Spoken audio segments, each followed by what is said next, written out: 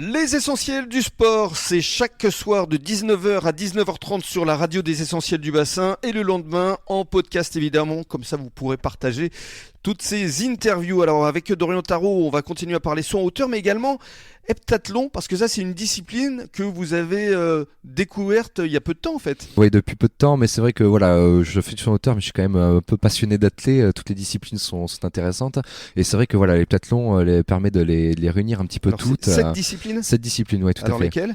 On a du sprint donc avec du 60 mètres et du 60 mètres et on a des sauts avec du saut en longueur, saut en hauteur, saut à la perche. Waouh. Ouais, et un lancer avec le poids et une course un peu plus longue avec un 1000 mètres. Et vous vous situez comment justement dans cette discipline qu'est l'heptathlon ? Un niveau raisonnable, on va dire. Un niveau raisonnable. J'ai réussi à être champion de la région l'année dernière. C'est ça, vous avez le titre. Tout à fait, mais pas encore suffisant pour pouvoir me qualifier sur des championnats un peu plus intéressants. Mais c'est déjà bien parce que vous pratiquez en fait à haut niveau entre guillemets depuis un an et vous avez déjà le titre aquitain.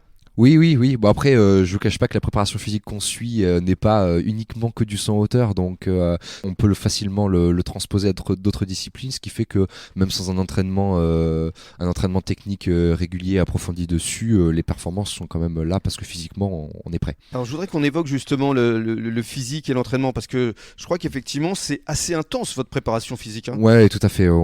Justement, on parlait de l'entraîneur. Voilà, il nous ménage pas et on s'entraîne vraiment très très dur et on ressort des entraînements assez fatigués. Ouais, qu'est-ce que vous faites exactement comme exercice ? Comme exercice, bon, on a plein de choses différentes, mais on a une préparation physique un peu générale, après une préparation physique un peu plus orientée avec beaucoup de bondissements, de la muscu forcément, et puis après des entraînements techniques de course, techniques de saut. Oui, et vous sortez de là rincé comme on dit. Certains entraînements, forcément les séances de saut sont plus faciles et que les préparations physiques et la muscu sont quand même bien plus difficiles.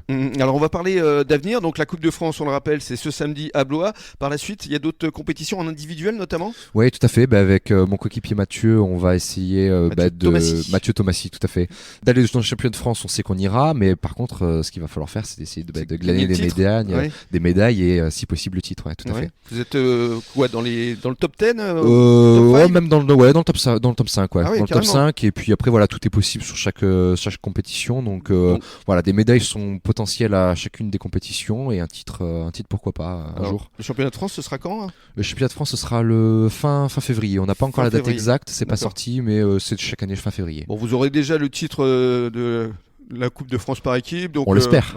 Forcément, un podium ce sera le minimum. Ah oui, le podium c'est le minimum, mais oui, on espère avoir le titre, tout à fait. Rien n'est joué, mais on espère. En tout cas, on va continuer à vous suivre. Et puis les JO quand même, vous y pensez, les JO 2024 ? Parce qu'on sait que Mathieu Thomasy, lui, il y pense. Il faut quoi ? Atteindre 2m30, c'est ça ? Oui, c'est ça environ, ouais. Et aujourd'hui, vous êtes à 2m18 ? 2m18, donc 12 cm. C'est à la fois peu et à la fois beaucoup, donc ça reste dans un coin de la tête. Je vous cache pas que oui, il faut y croire, tout à fait. Parce que Mathieu, lui, il est à quoi, 2m22 ? 2m22. Ouais, 2m22.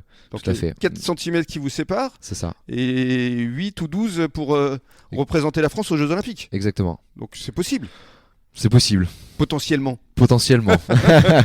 On verra. On va donner le mot de la fin à Théo parce que c'est vrai que moi je suis pas pour vous Théo, mais moi je suis assez admiratif vis-à-vis de l'humilité d'abord de Dorian parce qu'il fait quand même depuis plus de 10 ans des performances nationales voire internationales, et puis ce sourire et en même temps ces résultats c'est impressionnant, c'est même bluffant. Tout à fait, comme Dorian a pu le dire, l'athlétisme c'est un sport individuel, même si là il y a une compétition collective, donc c'est très difficile. Venant du handball, comme il a dit, on peut se reposer sur un collectif. S'il y a un moment et les performances sont pas forcément très bonnes d'un point de vue individuel, on sait que le groupe peut nous tirer vers le haut.